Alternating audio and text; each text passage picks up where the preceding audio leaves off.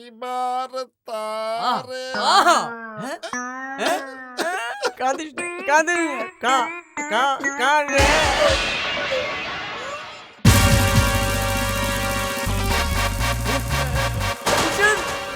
এসব কি হচ্ছে? এটা থানা না ভাটিখানা? You bloody idiot! তোমাদের ইউনিফর্ম কই? ইউনিফর্ম দরকার নেই স্যার, আমাদের কোনো কাজ করতে হয় না। নাগাল গায়ের ব্যাপার সব বুঝে নাই স্যার, আমাদের কিচ্ছু বোঝার দরকার নেই। এই নাগা, হু টোল্ড দ্যাট? ও নাগরাজ। হ্যাঁ স্যার, ওর নাম শুনলে গায়ে সবাই ভয় পায়। তুমি কে? স্যার, আমার নাম গোবিন্দ পাই। বাজারের উপর আমার একটা জায়গা আছে। মায়ের নামে খাবারের দোকান করব বলে ভেবেছি। আপনি একটু সাহায্য করলে। আমি কি করব? স্যার, আপনি নতুন এসেছেন, আপনি কিছু জানেন না। এখানে নতুন দোকান করতে গেলে নাগার নামে করতে হয়। কেন? ও কি সুজনপুরের রাজা? দোকান খুলবে তুমি আর নাম দেবে গুন্ডা নাগার? যাও দোকান খোলো, ভয় পাওয়ার কিছু নেই, আমি আছি। অসংখ্য ধন্যবাদ স্যার, নমস্কার। আরে দেখছো কি? যাও ইউনিফর্ম পরো।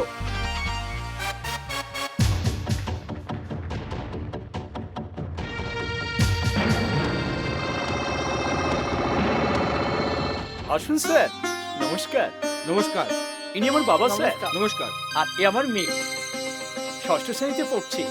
পুরোহিত, মন্ত্র পড়ো। মন্ত্র পড়বো? হ্যাঁ। কোথা থেকে পড়বো, কিভাবে পড়বো, কিছুই তো বুঝতে পারছি না। আরে ভয় পেও না, আমি আছি, মন্ত্র পড়ো। সর্বমঙ্গলা মঙ্গলে। বুঝলে মা, নিরামিষ খেলে স্বাস্থ্যের পক্ষে ভালো। কেন বলো তো?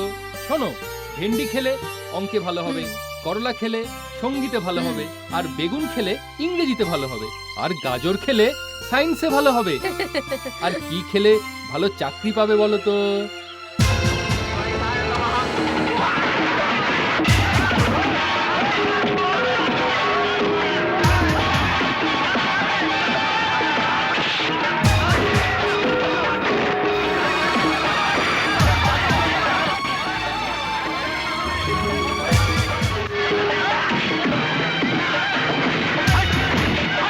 কি হয়েছে গো?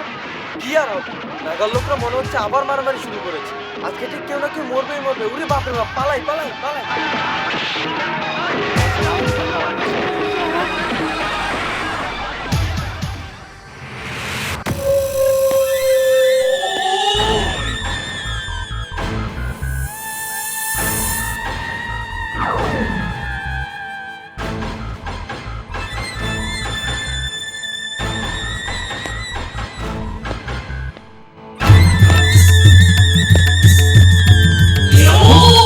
জয়ন্ত, মার নামে দোকান খুলেছিলি না?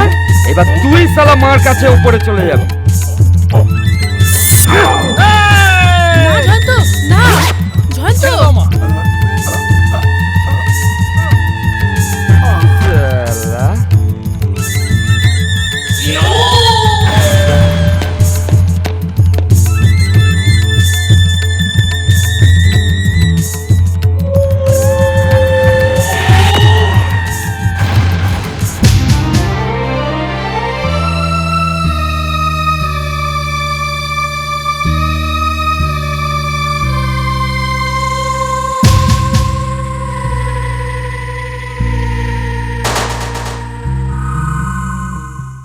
তোমার চোখের সামনে ওই লোকটাকে মেরে দিয়ে চলে গেল।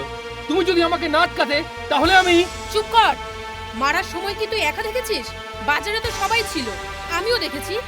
আরে ওরা হলো গুন্ডা, ওদের সামনেও কেউ নেই, পেছনেও কেউ নেই। তোর তো সবাই আছে, আমাকে কি তোর দরকার নেই? তাহলে যা যা এখান থেকে। এই তো, তোমার এইসব নীতি কথা শুনিয়ে তুমি আমাকে কিচ্ছু করতে দিলে না। এইসব অন্যায় অত্যাচার আমি চোখ বুজে সয়ে নেব? গায়ের অবস্থা কি হবে? হ্যাঁ, কাজ করে 10 টাকা রোজগার করার ক্ষমতা নেই, পারলে গাঁটাকে রক্ষা করে। লজ্জা নেই তোর? কেন ছেলেটাকে সকাল সকাল গাল বন্ধ করছে মাস্টার? আমি ওর জন্য একটা কাজ ঠিক করেছি।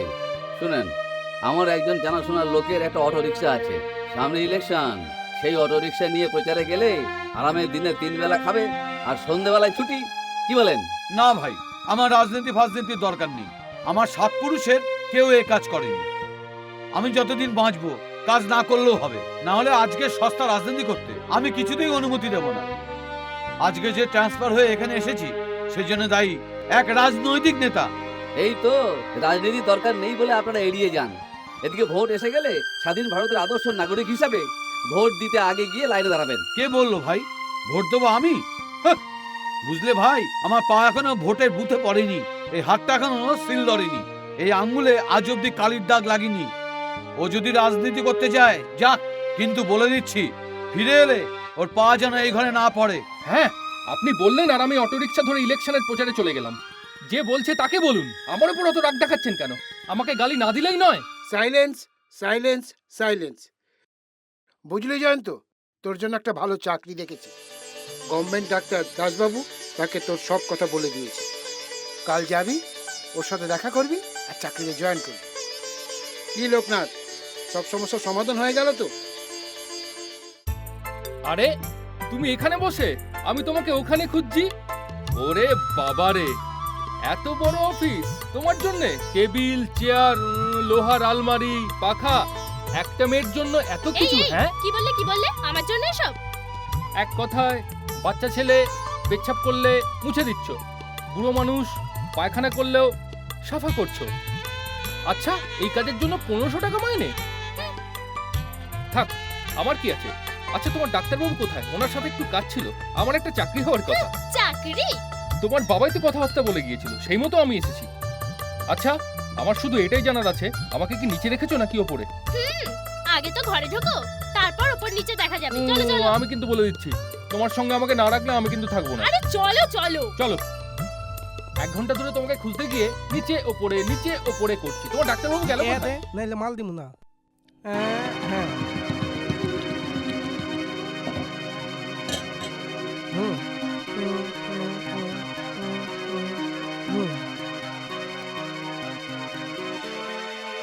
তোমাদের ডাক্তারখানায় রুটি দুধ বিক্রি হচ্ছে?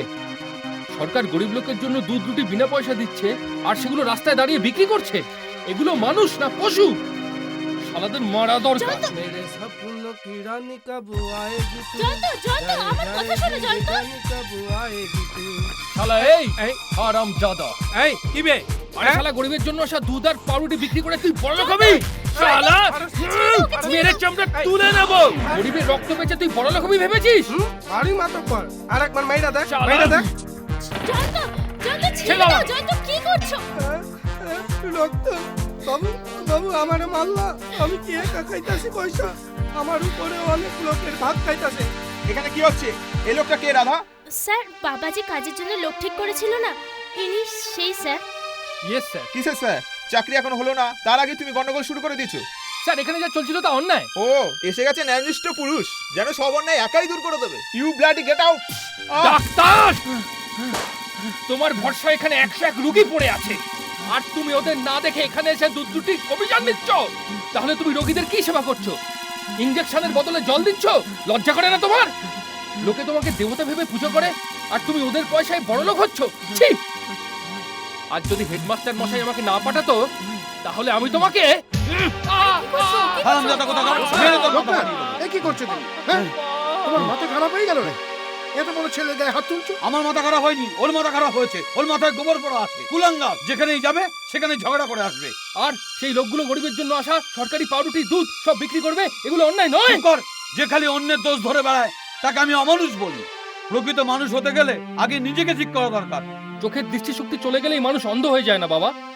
যে লোক সব অন্যায় অত্যাচার দেখেও চোখ বুজে থাকে, সেই অন্ধ। এই সমাজকে যতই বদলানোর চেষ্টা করিস, এই সমাজ বদলাবে না জয়ন্ত। মানুষ নিজে অনুভব করলেই সমাজ বদলাবে। ওহো, তোমরা বাপ ছেলে দুজনেই দেখছি সমান, কেউ কারোর থেকে কম যাও না। ও কি বাচ্চা ছেলে নাকি যে স্লেট পেন্সিল দিয়ে পড়াবে? ওর মার বয়স হলো 45, আমার 55। আর যদি আমার কিছু হয়ে যায়, চোখ বন্ধ করি, তাহলে ও কি করবে? আজ যদি ও চাকরি করতো, আজকের এই বুড়ো বয়সে মান সম্মান ফিরিয়ে এই গ্রামে এসে প্রাইমারি স্কুলে চাকরি করতে হতো না।